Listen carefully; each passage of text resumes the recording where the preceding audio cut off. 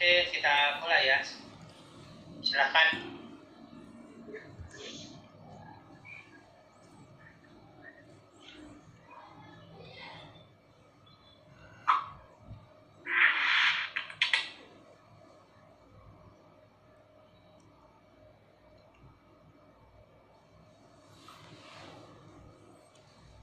Berita adalah napas peradaban, menjadi tanda bergeraknya zaman. Ada masa kertas ditimpa tinta, kini mewujud dalam portal berita.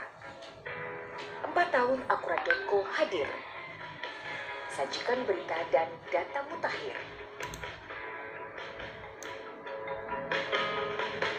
Politik, hukum, ekonomi, gaya hidup, hiburan, dan cerita orang tenar. Semua lengkap, cepat, tepat, dan benar. Kejadian nggak sekolah. Langkah kami adalah nyata, penuh sukacita mencari berita, menelusuri jalan menggali fakta, menulis berbasis data. Berpegang teguh pada independensi adalah prinsip kami. Menguji informasi adalah kunci, tak campurkan fakta dan opini. Menjaga keseimbangan narasi. Inovasi adalah nafas kami. Kaum muda yang haus berkreasi. Kembangkan diri, adaptasi, kontribusi demi kemajuan negeri. Pernyataan sikap ini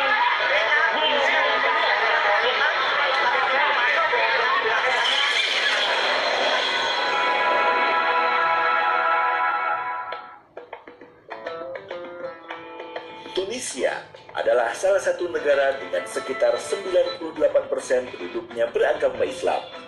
Namun demikian, Islam di daratan yang menjadi penghubung antara Asia dan Eropa tersebut sangat dinamis. Salah satunya adalah Islam baru bebas mengekspresikan dirinya sekitar 1 dekade saja. Namun demikian, terlihat sekali bekas kekuasaan Islam di Tunisia. Masjid-masjid besar dan indah menjulang tinggi menghiasi negeri, seakan-akan menjadi saksi bahwa Islam merupakan sejarah yang tidak terpisahkan dari kehidupan negeri bekas jajahan Prancis ini. Saat ini, Tunisia sedang aktif membangun infrastruktur karena ingin menjadi negara muslim modern, demokratis, toleran, dan maju seperti tetangga dekatnya, Eropa. Bagaimana Islam di negara Tunisia? Saksikan perbincangannya dalam program Bincang Hikmah bersama Al-Ustadz Ahmadi Rojali Jawab, PhD, dosen Fakultas Dakwah dan Ilmu Komunikasi UIN Jakarta, dengan tema Islam di Tunisia, Kamis 22 Juli 2021 pukul 10 hingga 11 waktu Indonesia Barat, hanya di Akurat.co.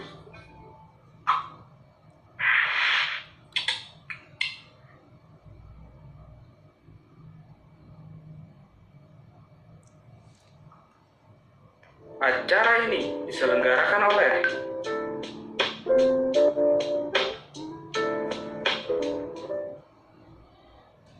Oke, Assalamualaikum warahmatullahi wabarakatuh. Waalaikumsalam warahmatullahi wabarakatuh. Ya. Teman-teman semua, kembali acara talkshow kerjasama antara program studi Magister Komunikasi Penyiaran Islam Fakultas Ilmu Dakwah dan Ilmu Komunikasi UIN Syarif Hidayatullah Jakarta mengadakan perbincangan menarik yang hari ini akan membicarakan tentang Islam di Tunisia. Terhadir bersama kita narasumber yang sudah menjelajahi negeri Tunisia. Assalamualaikum, Ustadz Ahmadi Rojali Jawab. Waalaikumsalam warahmatullahi wabarakatuh. Sehat Kang Dr. Tantan? Alhamdulillahirrahmanirrahim. Alhamdulillah. Ini kalau memang sudah Ustadz yang biasa di TV udah tahu tuh positioningnya di mana, backgroundnya di mana dan lain-lain. Paling tidak backgroundnya Ustadz Ahmadi sudah menjelaskan bahwa beliau sangat paham dengan apa yang kita bicarakan. Teman-teman sekalian, sebelum kita mulai perbincangan menarik ini, pertama saya ingatkan kali ini diselenggarakan juga, disiarkan secara live di YouTube. Jadi bagi teman-teman bisa mengikuti di forum Zoom maupun di YouTube. Dan nanti yang bagi datangnya telat bisa mengikutinya kembali ya, kita kembali di channel YouTube Makfurat.co dengan pemain Bincang Hikmah. Di situ tersedia ya berbagai talkshow yang sudah kami selenggarakan. Yang kedua, nanti ada sesi ketiga, kita akan juga adakan, kita buka sesi tanya jawab. Jadi jika ada teman-teman penasaran dengan bagaimana sih dan apa sih informasi yang ada di Tunisia itu, fakta sebenarnya kayak apa, seperti yang paling heboh dan sering sekali di-share di grupnya adalah warga masyarakat Tunisia kali-kali berdemo menolak larangan poligami. Nah, ada apa dengan masalah itu ya? Nah, itu yang pertama. Yang kedua, teman-teman sekalian, kita akan mendengarkan paparan dari Ustaz Ahmadi mengenai Tunisia. Mungkin kita akan memulai dulu dari isu yang agak historis ya. Sebetulnya gimana posisi Tunisia itu dalam konteks geografi keislaman dan sejarahnya, Ustaz? Silakan. Baik, bismillahirrahmanirrahim. Assalamualaikum warahmatullahi wabarakatuh. Waalaikumsalam warahmatullahi wabarakatuh. Kang Dr. Tantan dan seluruh audiens yang dirahmati, disayangi dan dimuliakan Allah Subhanahu wa taala. Bismillah walhamdulillah wassalatu wassalamu ala Rasulillah, amma ba'du. Yang sudah dipaparkan di prolog barusan oleh Kang Dr. Tantan, tentunya kita bisa mengambil bagian dari pengenalan Tunisia baik secara teritorial maupun budaya. Bahkan mungkin tadi sudah disebutkan banyak hal terkait demo misalnya dengan poligami dan seterusnya. Ini tak lain dan tak bukan, tidak terlepas dari positioning daripada Tunisia itu tersebut. Kita tahu bahwa Tunisia di tepi baratnya berbatasan dengan Aljazair. Ya, kita tahu ada Zinedine Zidane dan seterusnya. Itu artinya bahwa kita bisa urutkan misalnya dari apa yang kita bicarakan di awal, bahwasanya memang di barat saja itu berbatasan dengan Aljazair. Kemudian di tenggaranya itu berbatasan dengan Libya, ya. Iya. Betul. Jadi kita bisa lihat bagaimana Libya dengan Tunisia, ya kan. Kemudian kita bisa lihat lagi misalnya berbatasan juga dengan di utaranya dengan Laut Mediterania. Itu artinya bahwa perpaduan di sini titik kulminasi dari berbagai budaya, dari berbagai watak dan kebiasaan, baik itu Aram asli ataupun Badui atau mereka-mereka yang sudah terakumulasi daripada kultur-kultur yang mereka temukan. Baik itu mereka yang sering berbatasan dengan Aljazair tadi, atau dengan Libya tadi, atau dengan beberapa negara di Laut Mediterania. Ini artinya bahwa Tunisia menjadi satu jargon bagi mereka sendiri sebagai warga di Tunisia, di mana mereka juga meyakini ada hal-hal yang menjadikan satu keberkahan sendiri, sehingga baik itu negara yang secara teritorial hanya 165.000 km dengan populasi 10,8 juta jiwa, tapi kita tahu Tunisia juga mampu ya memberikan subsidi, baik itu kesehatan, baik itu pendidikan, baik itu sosial dan seterusnya, sehingga bahkan kita bisa lihat titik benang merah antara tadi demo misalnya poligami dengan yang kita sebut dengan bagian kesuksesan di Tunisia adalah menekan pertumbuhan dengan KB ya, program keluarga berencana. Kira-kira demikian, Kang Dr. Tantan. Mungkin juga teman-teman harus tahu ketika kita membicarakan Tunisia itu secara geografis Tunisia itu ada di Afrika, ya, itu satu. Yang kedua, ketika membicarakan Afrika, kadang-kadang kan imajinasi kita adalah sebuah bangsa yang seperti yang yang berkulit hitam lah, bahkan bisa lebih hitam lagi kalau kata Ustaz Ahmadi tadi ya. Ya, betul. Gitu. Padahal ada mungkin setengah lebih dari Afrika itu justru tidak berkulit hitam. Nah, teman-teman harus tahu bahwa salah satu negaranya adalah negara Tunisia ya. Jadi jangan bayangkan bahwa negara warga masyarakat Tunisia itu seperti di Afrika Timur yang kulitnya lebih gelap gitu.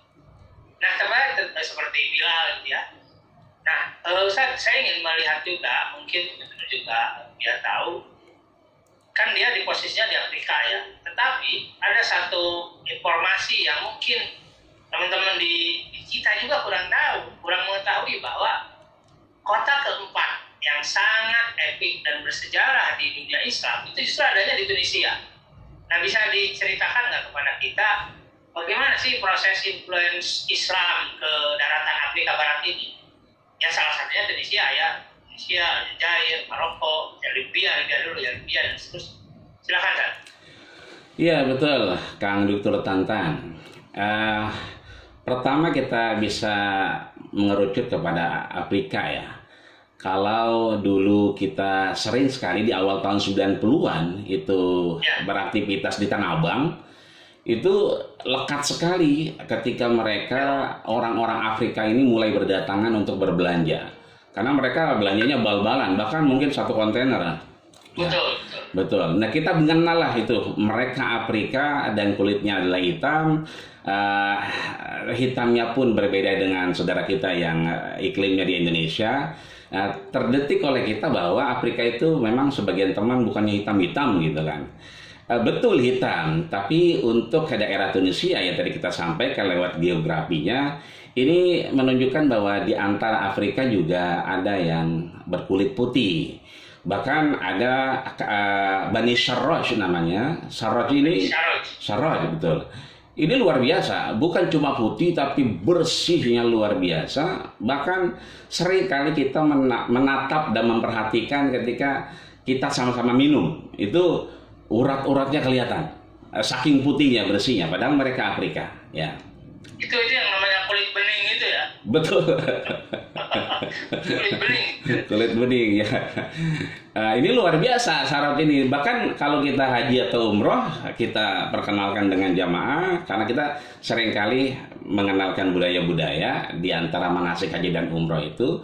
Mereka nggak percaya bahwa itu orang Afrika. Nah, maka mungkin alhamdulillah dengan Magister KPI ini memberikan edukasi bahwa betul bahwa itu adalah Afrika, tapi ada juga yang putih. Bahkan mohon maaf lahir batin, di Afrika sendiri yang hitam tambah hitam.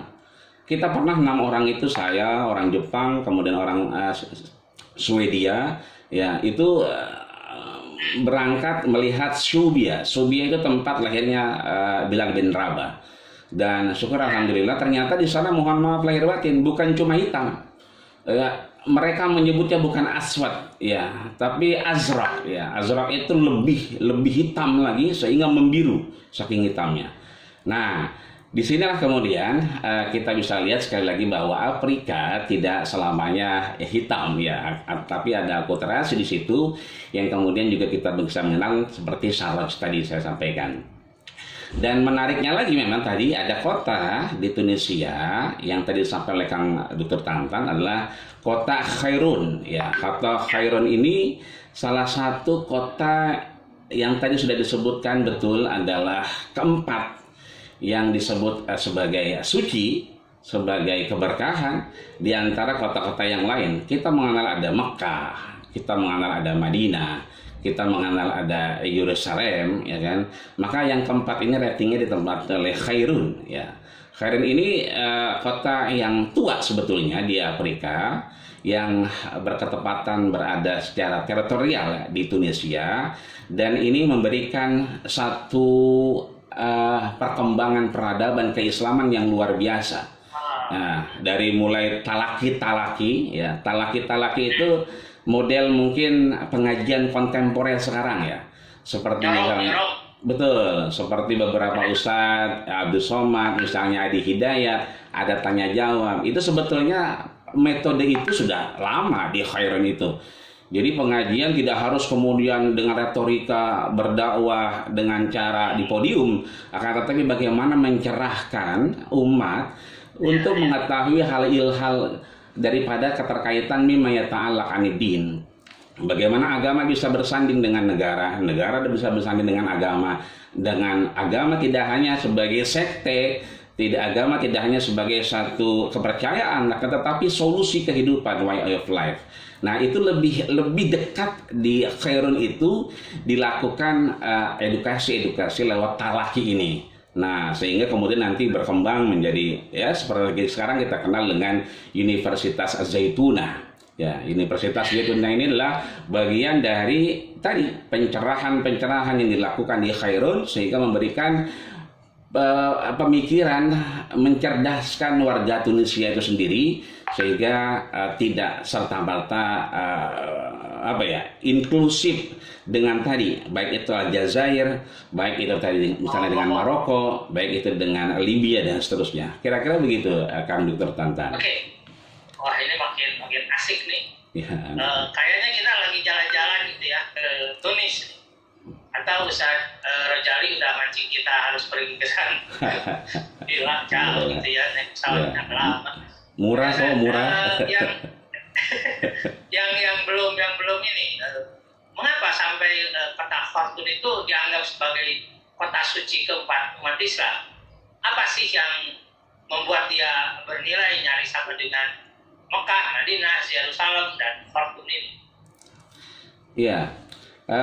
Khairun ini kita tahu dibangun oleh Uqbah bin Nafi di tahun 50 Hijriah, yaitu kira-kira 670 Masehi. Ya.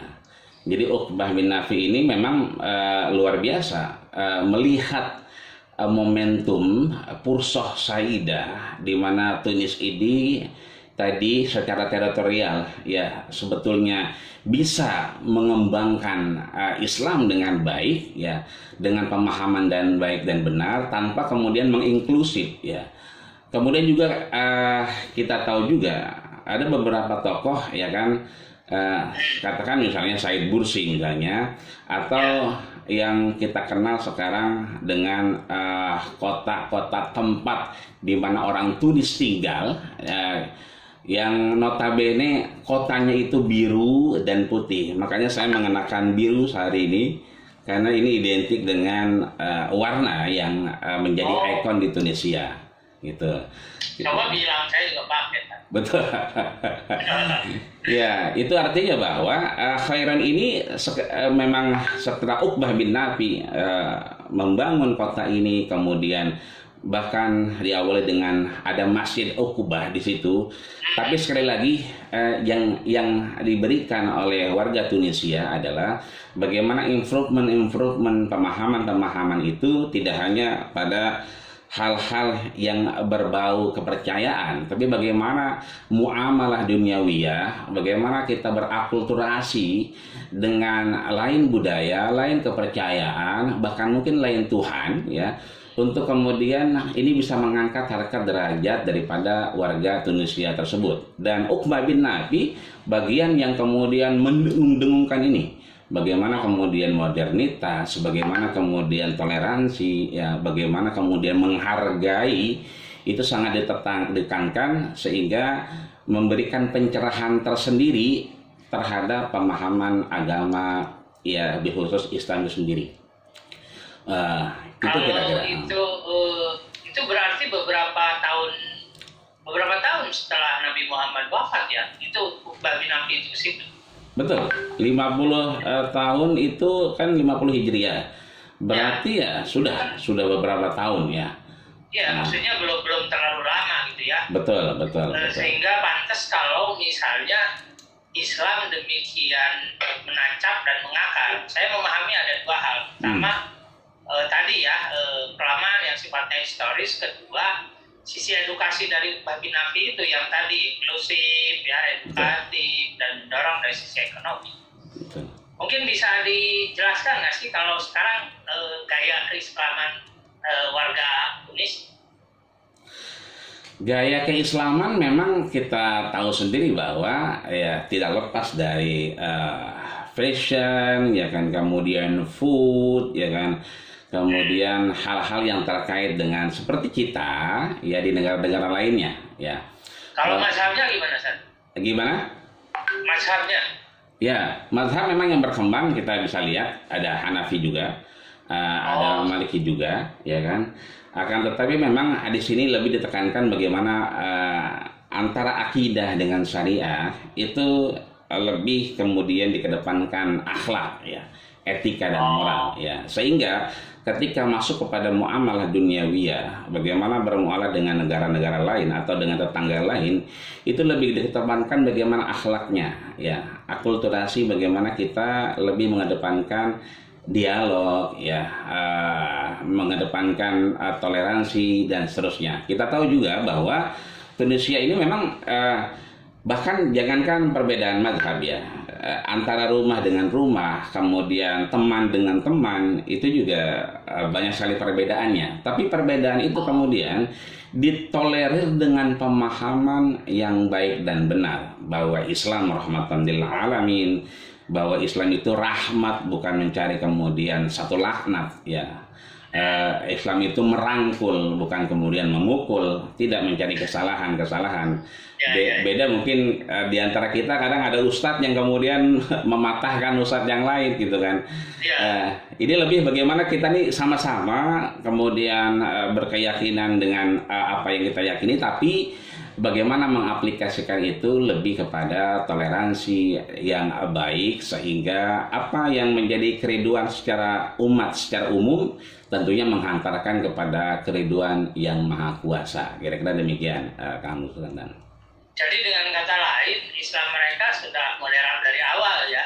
Betul. Moderasi mengekspresikan keagamaan dalam kehidupan sehari-hari sudah sejak awal memang begitu, dan itu yang menjadi ciri khas warga Muslim di Tunis, ya. Betul. Bahkan ada Sidi Busaid itu kan juga setelah Uqbah bin Nafi, ada Sidi Busaid yang kemudian juga kelahiran Turki sebetulnya, itu melihat potensi Tunisia itu begitu besar. Nah, datang dia ke Tunisia, ke Khairon juga, tapi dia memilih tempat yang lain, ya, namanya Busaid, ya, tempat itu.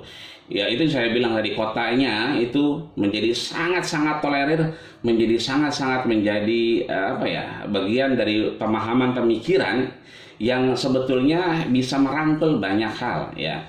Bahkan beliau memberikan ciri khas warna biru dan putih untuk memberikan bahwa silakan putih itu warna, silakan biru itu warna, tapi disinilah kita hidup. Dan kemudian kota itu sampai sekarang menjadi bagian yang diziarahi oleh banyak orang, lebih dari 7.000 satu harinya. Itu kan luar biasa, gitu. 7.000. Oke, teman-teman, kita akan lanjutkan ke sesi berikutnya, membahas tentang selain ekspresi keagamaan, tapi juga hal-hal yang lebih spesifik tentang bagaimana teman-teman Muslim di Maroko dalam kehidupan sehari-hari setelah yang berikut ini. Acara ini diselenggarakan oleh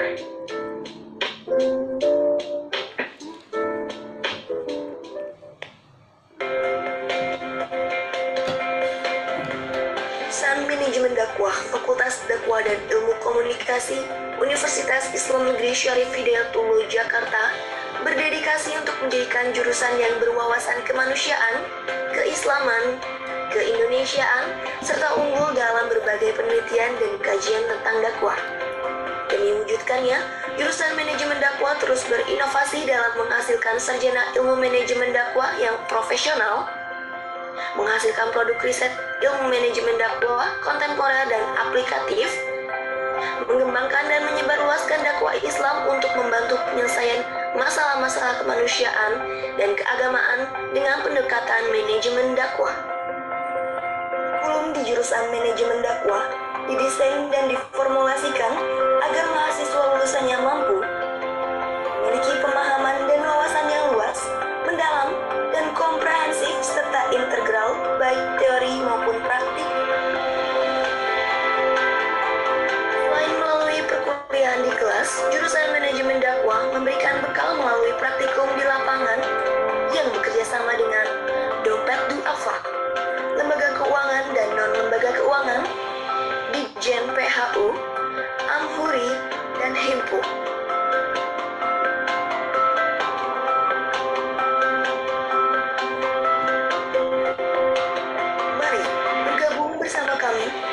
Jurusan Manajemen Dakwah, Fakultas Dakwah dan Ilmu Komunikasi, Universitas Islam Negeri Syarif Hidayatullah, Jakarta.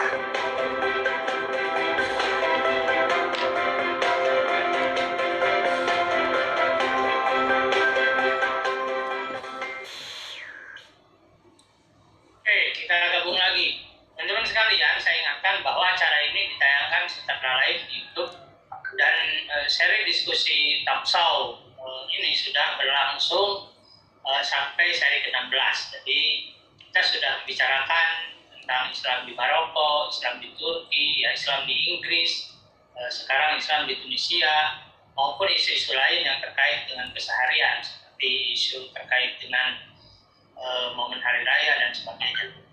Acara ini terselenggara berkat kerjasama antara program studi Magister Komunikasi dan Penyiaran Islam, Fakultas Ilmu Dakwah dan Ilmu Komunikasi Universitas Hidayatullah Jakarta dengan media akurat.com.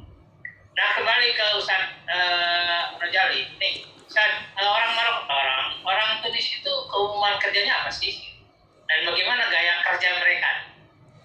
Ya, keumuman dari orang Tunis ini sebetulnya sebagian itu banyak bergerak di bidang seni sebetulnya. Ya. Contoh saja, banyak sekarang kita lihat kaligrafi itu tidak hanya ayat-ayat Quran, tapi bagaimana mengenalkan Latin itu berpadu dengan kaligrafi. Contoh misalnya, seringkali kita menulis kaligrafi Assalamualaikum, ya. Itu kan kalau di Inggris kan fish, ya kan, be you from you, kan gitu. Nah, mereka mengenalkan kembali bahwa tidak harus kemudian Assalamualaikum, ya, tapi dengan fish be you from you ini dibuat kaligrafi, ya, tersendiri.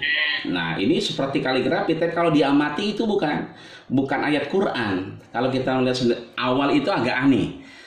Seperti kaligrafi tapi tidak ada seperti ada hurufnya. Pas kita lihat lebih dekat itu ternyata banyak sekali, dan ini menjadi nilai komoditas tersendiri di Tunisia.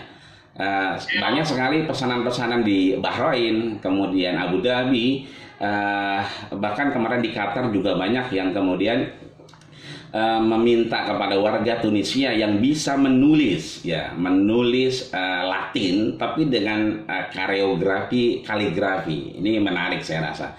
Di Indonesia belum ada saya rasa. Yang banyak itu penulis-penulis kaligrafi, baik itu di masjid, musola atau gor atau yang lainnya, tapi pada tahapan ayat Quran atau hadis. Akan tetapi akulturasi betul. Sehingga Tunisia ini mengenalkan bahwa sebetulnya yang dianggap itu antara baik tidak baik, jelas baik, ya. Dengan literasi tadi, ya, ayat-ayat Latin, huruf-huruf Latin dikonfirmasi kepada ayat-ayat yang terlihat seperti kaligrafi. Ini kebanyakan mereka berkutat pada seni, ya. Seni yang lain, ya jelas ada beberapa kiroat yang berkembang, ya, yang kemudian menjadi satu ikon tersendiri buat Tunisia, ya. Yang kita tahu bahwa Tunisia ini berusaha menjadi semodernis, kemudian lebih kepada bagaimana merangkul orang lain daripada apa yang pernah dicapai oleh negara-negara lain. Katakan misalnya tadi Maroko, ya, Maroko yang kemudian dianggap lebih berkembang, gitu kan.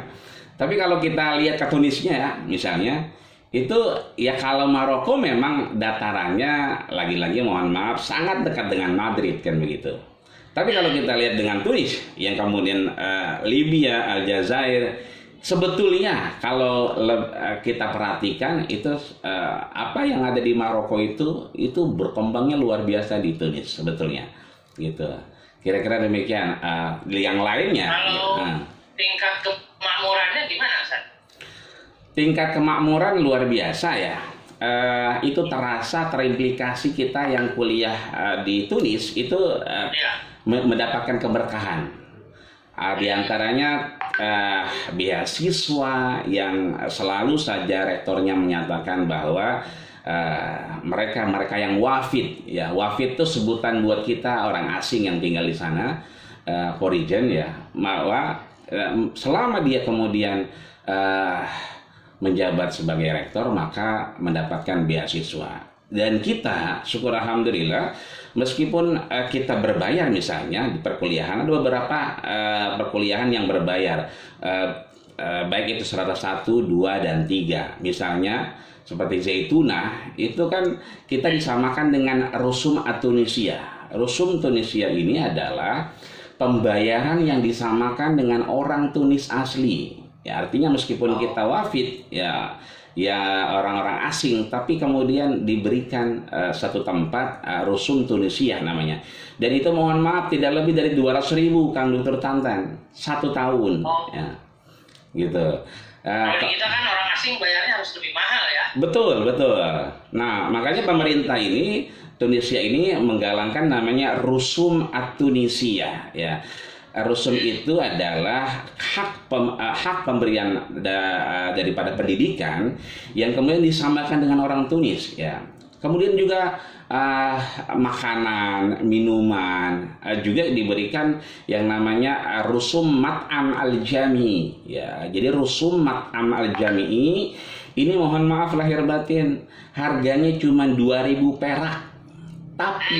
Tapi kita bisa makan dengan makanan yang luar biasa. Satu paketnya itu biasanya nasi, sayur, lauk pauk berupa daging atau ayam. Dan ayamnya bukan seperti ayam kita ya.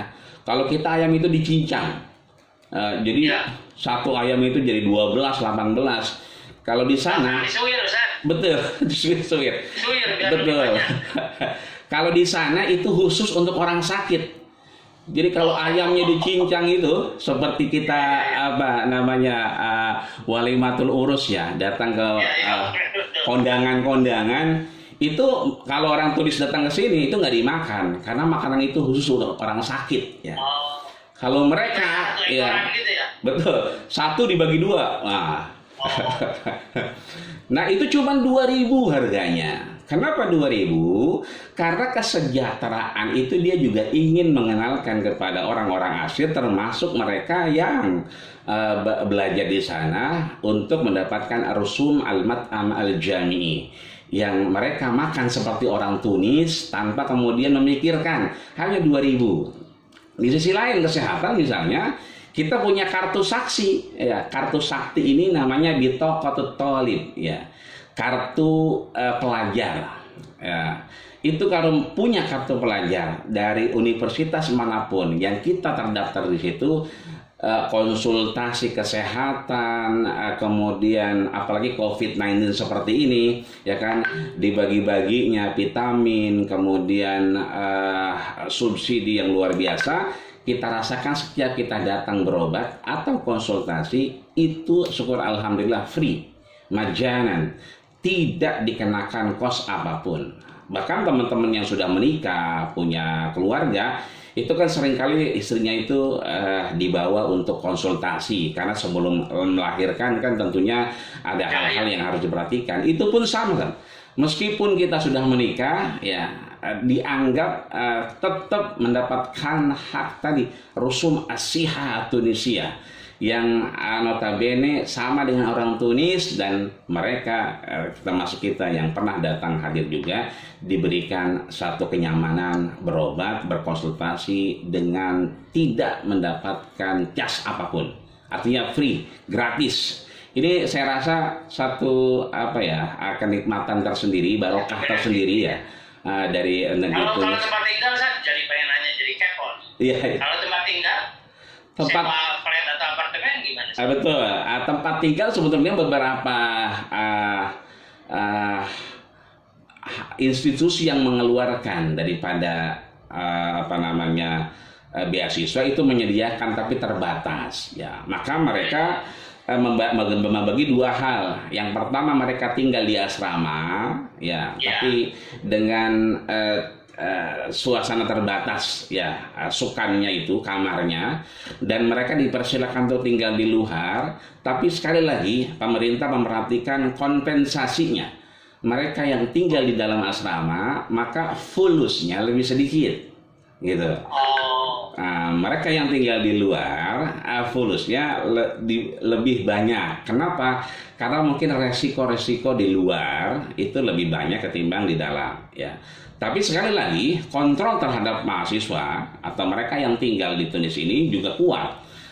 Contoh, mereka tidak boleh kemudian melanggar hal-hal yang terkait dengan budaya, kemudian peraturan pemerintah yang notabene mohon maaf lahir batin, misalnya di sana ada polisi adab namanya.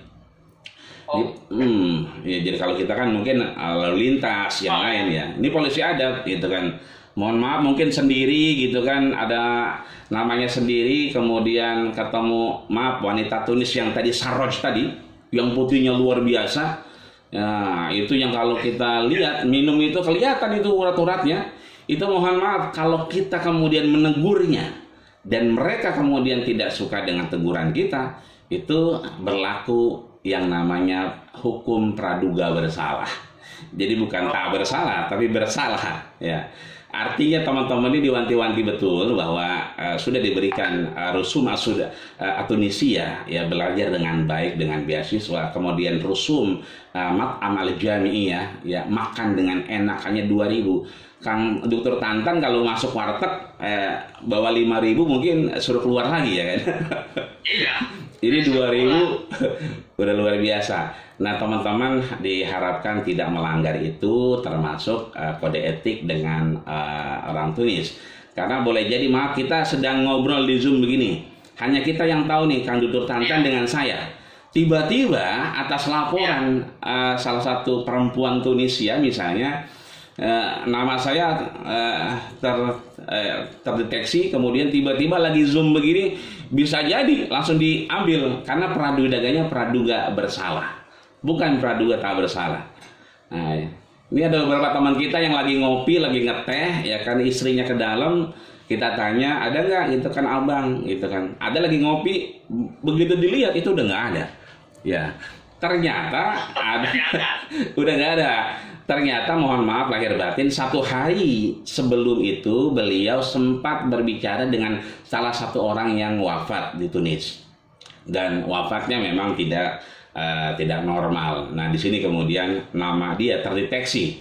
Nah, itu artinya kan ini ada beberapa polisi adab yang kemudian melihat ini, maka kita diharapkan untuk ya beraktivitas sewajarnya, tidak berlebihan. Toh juga banyak juga di antara kita yang akhirnya menikah dengan orang Tunis itu sendiri. Itu ada orang Sulawesi menikah dengan orang Tunis juga, ya kan. Tinggal kita menunggu orang Garut ini untuk menikah dengan orang Tunis, ya. Biar di Pamijahan itu ada orang Tunisnya yang jaga. Begitu kira-kira. Dan kalau saya lihat salah satu dari video yang saya search, ya, kehidupan orang Tunis itu meskipun tadi ya privasinya luar biasa, jangan sampai mengganggu orang dan lain-lain, tetapi ternyata kehidupannya modern, ya. Jadi ada ngafe, nongkrong gitu ya, orang-orang jalan dan belanja biasa aja begitu ya tadi. Betul. Sebetulnya memang iklim ini membuat teman-teman juga di Tunisia, termasuk orang Tunis juga melihat memberikan kebutuhan yang terbaik. Contoh misalnya kafe tadi itu kalau musim dingin ya kurang begitu kelihatan. Tapi kalau musim panas, karena mereka notabene yang memang tidak betah di dalam rumah, ya kan, kemudian beraktivitas itu malam lebih panjang, ya, maka kemudian juga kita temukan kafe-kafe itu ada dan banyak diisi oleh orang-orang Tunis, termasuk kita orang Indonesia. Akan tetapi memang nuansanya yang berbeda, ya. Nuansa di kafe-kafe itu bisa kita lihat dari mungkin yang diminum, mohon maaf, misalnya halib, ya kan. Halib itu kan susu yang kemudian dicampur dengan madu, kemudian ada kismisnya, dan ada gandum terbaik dari Tunis. Nah, itu kan sebetulnya nikmat sekali. Nggak makan pun udah makan halib luar biasa, ya kan. Ini mendorong mereka karena memang malamnya lebih lama, ya. Akan tetapi ya kan budaya salam, budaya menyapa, budaya tidak saling menjatuhkan, budaya menganggap itu orang sama derajatnya, itu luar biasa. Apalagi kita yang Indonesia ini, kalau udah ketemu mereka welcome dengan kita, itu mohon maaf semua dibayarin. Ya, saking dia senangnya bahwa negaranya itu juga menjadi bagian dari pertumbuhan peradaban keilmuan. Nah, artinya dimensinya ya mungkin. Kalau kita kalau udah di kafe kadang-kadang kan mohon maaf ya diobrolin mungkin kisaran sesuatu yang kurang bermanfaat. Nah, gitu. Kita misalnya di ruang publik, di angkutan umum misalnya, ya kan? Orang nggak nyampe untuk memberikan bayaran misalnya gitu kan, itu uangnya yang jalan, jadi orangnya tetap. Kalau di kita, kalau uangnya jalan itu nggak nyampe ke keneknya, itu ya berhenti di tengah-tengah kan gitu. Kalau ini uangnya jalan sampai ke keneknya, bahkan kembaliannya pun berjalan lagi sesuai dengan kembaliannya, tidak berkurang tidak berlebih. Ya, kalau di kita sangat jarang kemudian pengembalian ini. Ini artinya bahwa meskipun privasi, tapi hidup yang kemudian karena memang berbatas teritorial dengan negara-negara maju, ya bahkan Eropa, ini Tunis ini membuka modernitas yang dikenalkan tanpa menghilangkan nilai-nilai keagamaan, toleransi yang dikedepankan tanpa menghilangkan hal-hal yang berbau dogma dalam beraktivitas ibadah di hadapan Allah Subhanahu wa Ta'ala. Berpuasa misalnya yang konotasinya kita dengar memang dibatasi, kemudian bahkan tidak diperkenankan, ya ternyata tidak lagi, ya bahwa silakan berpuasa karena berpuasa itu menyehatkan badan, ya kan, memberikan ketenangan dan mencerdaskan akal dan pikiran. Nah, ini kan memberikan satu tatapan pandangan bagi Tunisia itu sendiri, bahwa sebetulnya di antara privasi yang ada, tapi modernitas dan toleransi bagaimana ditonjolkan untuk memberikan satu edukasi peradaban yang lebih baik tentunya. Tentunya ini sesuai predikat mereka, 98% Muslim, ya, yang kemudian juga menjadi bagian negara keempat yang dianggap suci, ya. Tanda kutip bahwa Khartoum tadi menjadikan suatu hal yang banyaknya dikenal oleh banyak orang untuk menimba ilmu. Nah, ini di sini, tapi kalau musimnya itu musim dingin, tentunya tidak banyak yang beraktivitas di kafe, ya. Banyak sekali juga kadang-kadang kita beraktivitas di jalan seperti main bola, ya, futsal itu juga dalam rangka memberikan ruang kepada mereka bahwa tidak ada beda sebetulnya antara orang Tunis dengan non-Tunis. Ini juga memberikan satu pemahaman. Bahkan di kelas saja, kalau kita kemudian berdiskusi dengan profesor atau dokter yang mengajar, potensinya adalah mereka tidak sama sekali menonjolkan bahwa orang Tunis lebih baik, ya, lebih pintar dan seterusnya, tidak. Mereka selalu saja mempersilahkan orang-orang wafidin, ya, orang-orang foreigner ini, orang-orang asing ini untuk mengeksplor sehingga memberikan manfaat, ya. Bahkan sekarang kita bisa lihat institusi pendidikan seperti katakan saja pondok pesantren modern Darun Najah misalnya. Darun Najah itu punya kamar ghurfah makhsus, ya, khusus untuk orang asing, ya, di antaranya adalah Tunis, ya. Betul, artinya sudah banyak orang Tunis juga yang di sini, yang di Urujami, ya kan, yang kemudian di beberapa universitas juga kita lihat juga, termasuk UIN Syarif Hidayatullah juga ada 1-2 orang kita kalau berpapasan di depan mereka mengaku orang Tunis, ya. Nah, di sini juga memberikan ruang sebetulnya di antara privasi itu. Mereka tidak mengukung privasinya untuk diri sendiri, tapi selama memberikan maslahat untuk banyak orang, privasi itu kemudian diberikan satu rahmat yang kemudian menjadikan mereka lebih bersyukur, lebih dekat dengan orang lain tanpa kemudian melihat orang lain itu asing atau tidak asing. Karena notabene kalau orang Arab itu kan kalau tidak satu bahasa, tidak, itu agak sedikit miris lah kita gitu kan. Bahkan kalau kita kerja itu syagul fin, bahasanya tuh agak kasar, ya kan. Syagul fin, kerja di mana gitu kan. Tapi kalau kita pelajar itu agak rendah bahasanya, tidris fin, ya kan, belajar di mana gitu kan. Itu juga. Ini kan nuansa yang beda sebetulnya, tapi belakangan itu sudah mulai mencair. Ya, kalau di awal-awal dulu kita itu sangat kental sekali, kerja dengan sekolah itu sangat beda perlakuannya. Tapi sekarang sudah luar biasa ya, toleransi itu sangat-sangat dirasakan, dan modernitas itu tidak menyalahi aturan, tetap yang domba menjadi bahan untuk acuan, sehingga mereka dikenalkan juga dengan Islam yang moderat. Kira-kira demikian kan Dr. Oke. Kalau Islam di Indonesia kan kita banyak sekali selebrasinya ya, Lebaran, banyak orang apa gitu, terus apalagi itu PHBI ya, panitia hari besar itu. Kalau di Tunis gimana Sat? Yang gitu-gitu ada juga nggak?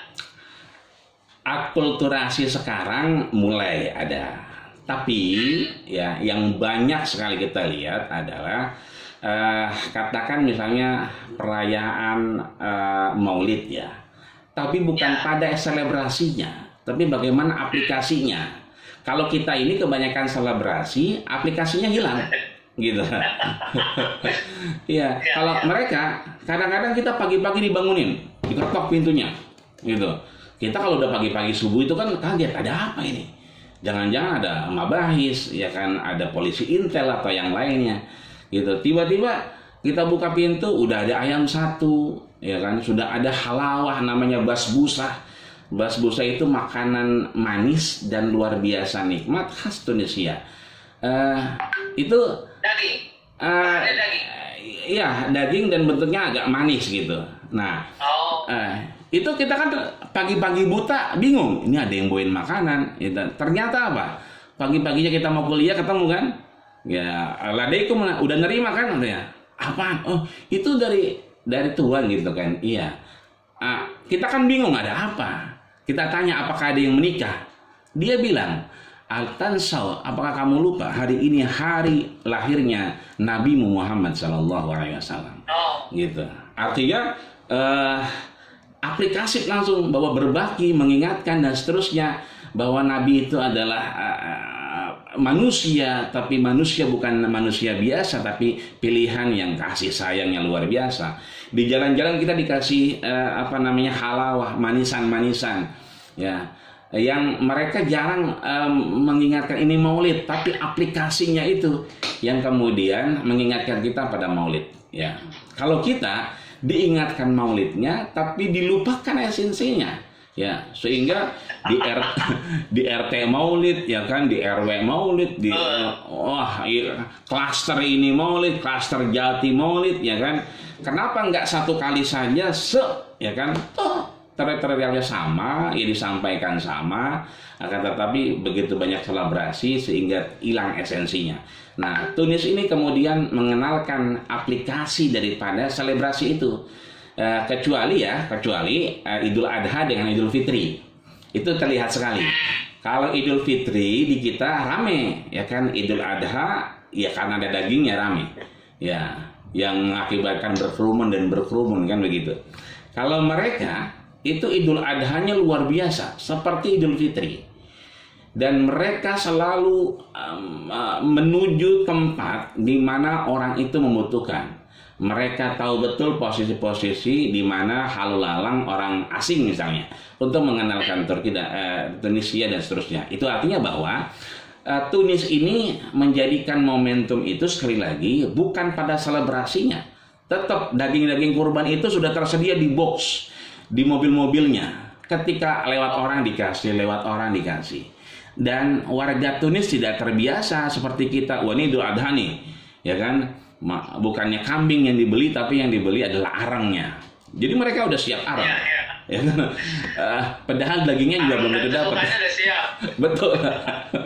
Kalau mereka tidak terbiasa, ya, hanya mengingat bahwa ini adalah bulan keikhlasan, bahwa ini adalah Idul Adha penuh cobaan, ya kan, 108 miliar manusia pernah dicoba, boleh jadi nanti saatnya kita dicoba, akan tetapi Ibrahim dengan segala cobaan diingatkan kita dengan Idul Adha. Nah, mereka setiap jalan tuh dikasih, jadi mereka Idul Adha yang menjemput mereka. tidak mereka yang menyebut Idul Adha. Jadi Idul Adha begitu sangat berkah. Bahkan kita dikasih request nanti kalau Idul Adha mau nerima daging mentah atau yang sudah matang. Sampai ada requestnya begitu. Sehingga dia ingin sekali memberikan bahwa ini Idul Adha, tapi aplikasi dari selebrasi itu sangat penting. Nah, ini jarang sekali di kita ya. Bahkan kita kupon-kupon itu sudah tersebar sebelum hari Arafah ya kan, sebelum Idul Adha. Padahal kita nggak tahu dagingnya itu ada atau enggak ya kan. Karena di kandangnya itu masih kosong ya kan. Ini membentuk masyarakat yang akhirnya konsumtif ya kan. Tugas kita tentunya bagaimana dari semua aktivitas yang ada di agama, sedekah ya kan, infak, zakat dan seterusnya, ini dalam rangka membangun peradaban manusia yang produktif tentunya. Yang tadinya dia menerima, bagaimana ke depan dia berusaha memberi. Tidak seperti di kita kadang-kadang sekarang menerima ya, beranak pinak menjadi penerima lagi sehingga udah mesen. Kemarin saya 5 ya, sekarang saya 10 ya. Nah, itu sudah mesen ke RT RW-nya itu, ke panitia. Betul. Gitu. Padahal yang 5 itu harusnya dirubah. Sekretaris RT saya juga bilangnya begitu. Iya. Ini katanya sudah banyak pesanan. Nah, itu dia. Dapat aja belum. Betul. Oke, teman-teman sekalian, setelah yang berikut kita akan melaksanakan sesi tanya jawab ya. Silakan siapkan pertanyaannya atau nanti raise hand setelah yang berikut ini. Ya. Acara ini diselenggarakan oleh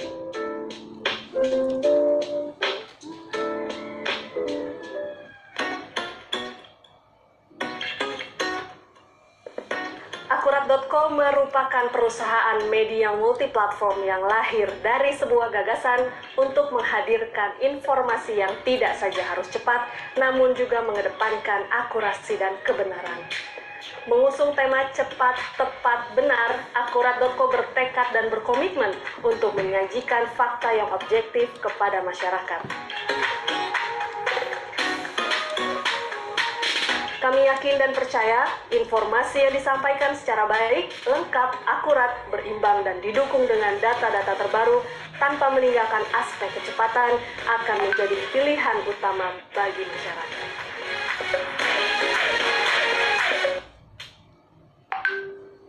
Oke, teman-teman, kalau ada yang mau bertanya, silakan. Saya juga sampaikan kembali bahwa acara ini ditanyakan secara live di YouTube. Dan jika ada teman-teman yang merasa kekurangan informasi atau tadi kurang jelas, bisa kembali diputar di kanal YouTube Akurat.com. Saat ini tinggal beberapa saat lagi nih. Ada beberapa hal yang kemudian di akhir-akhir ini ya rada membuat Tunisia agak terkenal secara politik ya. Yeah. Terutama kejadian beberapa tahun yang lalu. 2010 dan 2011 yang kemudian memicu Arab Spring dan lain-lain. Saya ingin sedikit saja sebetulnya dari orang dalam nah di sana sebetulnya tata sistem pemerintahan yang sudah jelas mendeklarasikan bahasa Arab dan agama Islam sebagai agama dan bahasa resmi negara seperti Indonesia itu kayak apa sih? Benar nggak sih Indonesia itu diktator atau apa dan sebagainya? Silakan, Zat. Ya, kita yang belajar di sana melihatnya sebetulnya bukan pada tahap diktator ya. Kita melihat mereka melihat estimasi-estimasi yang ada di antara aktivitas berbangsa dan bernegara ya. Bagaimana devisa mereka punya, ya kan? Bagaimana ketika kemudian dioptimalisasikan ke warganya, bagaimana kemudian juga kita yang notabene juga tinggal di sana itu sangat diperhitungkan. Jadi terlepas lebih dan kurangnya sebetulnya kita melihat bahwa kemaslahatan selalu diusung dalam berbagai macam event ya. Katakan kemarin misalnya kita sempat viral juga ya tentang isu poligami misalnya yang sebenarnya berbeda diksi ya antara yang berkembang adalah pembolehan ya kan, sementara di dalam berkembang itu justru malah pelarangan, ya kan, bahkan penghukuman, ya kan. Ini juga sangat viral kemarin itu, bahkan saya juga sempat konfirmasi dengan beberapa teman yang mabahis itu tentang surat itu juga, ya, terkait misalnya poligami kemarin kan ramenya itu ya, itu dibiayai, ya kan, bahwa setiap laki-laki yang wajib menikah itu istrinya harus 2 atau lebih, ya kan. Kemudian negara Tunisia menanggung biaya pernikahan kedua, ya kan. Kemudian biaya hidup istri kedua, 3 dan 4 ditanggung negara misalnya. Kemudian laki-laki yang menolak keputusan ini dikenakan hukuman, ya kan. Kemudian wanita yang berusaha melarang suaminya menikah, nah ini menarik nih, melarang istrinya menikah, ya kan, itu dikenakan hukuman juga, ya kan. Saya termasuk juga menanyakan ini, termasuk apa yang kemudian juga Pak Wadek tanyakan di grup itu, ya. Juga terkait ini, suratnya itu pernah kita konfirmasi. Jadi ada namanya khitab itu, surat itu berbentuk jawab, ya. Jadi jawab itu surat kenegaraan, Pak Dokter, ya. Jadi kalau nama saya Ahmad Rojali jawab itu jawabnya itu khitabul jumhuri. Jadi apa? Surat yang hanya dibuat dalam kenegaraan. Surat berkop. Betul. Nah ini ternyata memang tidak serta-merta betul. Kita bisa lihat misalnya bahwa Tunisia memberikan satu peluang sebetulnya untuk menikah itu di umur 20 tahun. Beda dengan kita yang di umur 19 tahun. Sesuai Undang-Undang Nomor 1 Tahun 1974.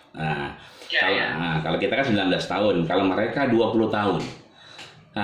Yang kedua, ya kan, alur fakta hukumnya juga sama. Mereka yang kemudian tidak punya izin dari orang tuanya, ya, maka harus meminta izin. Jadi diminta dulu. Ini saya rasa sama dengan kita, bahwa mereka yang tidak ada izin maka harus meminta izin dulu, ya. Ketika izin itu tidak diberikan oleh orang tuanya, maka nanti pengadilan yang memutuskan. Saya rasa alurnya sama. Nah, ini yang saya bilang tadi, dari beberapa aktivitas fakta hukum sebetulnya bukan pada diktator yang saya melihat, akan tetapi kemaslahatan yang diusung oleh pemerintah itu sendiri. Bahwa negara ini bisa menjamin warganya kehidupan baik. Tadi ya ada Rusum Tunisia, mereka berkuliah dengan mendapatkan beasiswa yang cukup, makan yang cukup, kesehatan yang cukup. Itu sangat diperhitungkan sehingga ada pembatasan-pembatasan di situ, bahwasanya hal itu kemudian memberikan manfaat dan maslahat. Maka boleh saya katakan bahwa beberapa broadcast yang beredar itu adalah tidak benar. Betul. Gitu. Dan memang gini tadi ya, karena saya juga ngajar demografi, saya mempelajari salah satu fenomena masyarakat yang modern adalah dari sisi demografi, ya. Ya. Keengganan mereka untuk menikah lebih cepat, ya. Betul. Ya. Jadi kalau di Indonesia memang 19 tahun, tetapi tentu saja sudah mulai terjadi pergeseran usia pernikahan. Betul. Nah, karena Tunisia itu modern sejak awal dan memang ditata sebagai negara modern, ditunjang oleh ya kan kesejahteraan, keengganan untuk menikah lebih cepat itu memang menjadi problem. Itu persis sebetulnya fenomena alami di negara-negara yang modern, ya. Betul. Oke, kita bisa memahami bahwa diktatorshipnya itu hanya pada level pertimbangan hukum untuk kemaslahatan umat, ya. Bahwa kemudian terjadi ada fenomena politik, kita lagi bahas lain kali ya saja. Itu biasa lah. Yang terakhir gini, sebagai negara yang menuju kepada tatanan sistem yang lebih demokrasi, ya, dan menganut kepada sistem demokrasi modern, sebetulnya saya sendiri nih melihat apa ancaman yang dihadapi oleh masyarakat Tunisia sekarang, di luar bahwa jumlah yang jomblo makin banyak gitu karena persoalan tadi. Betul. Jadi di tengah-tengah, saya sepakat dengan apa yang disampaikan Kang Dr. Tantan sebetulnya. Di tengah-tengah pengusungan pembatasan penduduk yang ada di Tunisia, yang itu dielulukan sebagai satu program yang sangat sukses, ya kan, dalam rangka tadi maslahat tadi. Namun di sisi lain sebetulnya tadi timbul permasalahan-permasalahan baru sebetulnya. Ya, ketika ciri dari negara yang modern adalah ada penundaan pernikahan, ya, bahkan 20 ini juga harus mendapatkan izin sebetulnya. Itu kalau di pengadilan saya perhatikan kalau 20 itu tidak bisa mengantarkan izin, maka langsung diputus di-cut di pengadilan, maka tidak ada pernikahan. Ini kan menimbulkan problematika baru di masyarakat yang akhirnya yang jomblo tambah banyak, ya. Betul. Nah, dari yang jomblo-jomblo ini sebetulnya kalau saya melihat memang belum ada perangkulan dari pemerintah Tunisia sendiri, ya. Kalau di kita kan ada beberapa. Ngomong jomblo-jomblo itu dapat subsidi nggak, San? Sebetulnya mereka ikut orang tuanya, ya. Jadi orang tuanya kan selama dia masih jomblo itu ada di orang tua, maka tetap mendapatkan dari segi sakan, ya, rumah, kemudian subsidi makanan dan seterusnya, tetap mendapatkan, tapi via orang tuanya. Maka di sini sebetulnya sangat ditekankan izin. Nah, dari sini sebetulnya semakin banyak, maka ancaman-ancaman baru juga akan hadir, ya, dari kriminalitas misalnya, ya kan, karena memang mohon maaf lahir batin, ya, yang muda ini kalau tidak kemudian diberikan satu pencerahan, ya, pembimbingan, itu akan repot juga ke depan, ya. Ini juga sedang dilihat oleh beberapa pemegang kebijakan di Tunisia agar kemudian menjadi satu yang harus diperhatikan. Yang lain juga misalnya kedatangan orang-orang asing di Tunisia, ya kan, yang notabene memang belum mensyaratkan, ya, mereka suami istri dan seterusnya. Ini kan menjadi polemik tersendiri sebetulnya ketika seseorang melihat ini dengan kearifan.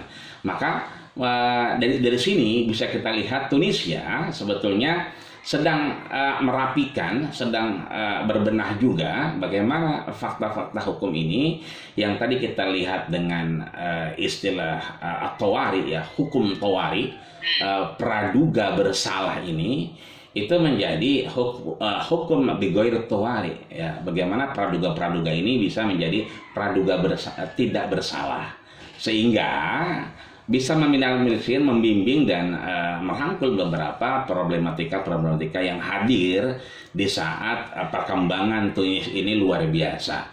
Kedatangan turis yang tercatat itu sehari bisa 7.000 misalnya, paling dikit itu kan memberikan satu problematika sendiri, ya, kebebasan, ya kan, kemudian privasi yang kemudian harus dilanggar dan seterusnya. Ini juga saya rasa Tunisia di antara tadi kesan diktatornya sebetulnya sedang berbenah dalam rangka merangkul maslahat-maslahat yang ada di Tunisia itu sendiri agar kemudian tidak kebablasan, ya. Karena modernitas itu selalu diartikan dengan satu yang hadaratul mu'asirah, ya, modernitas yang dianggap sebagai peradaban yang kontemporer dan baik tentunya.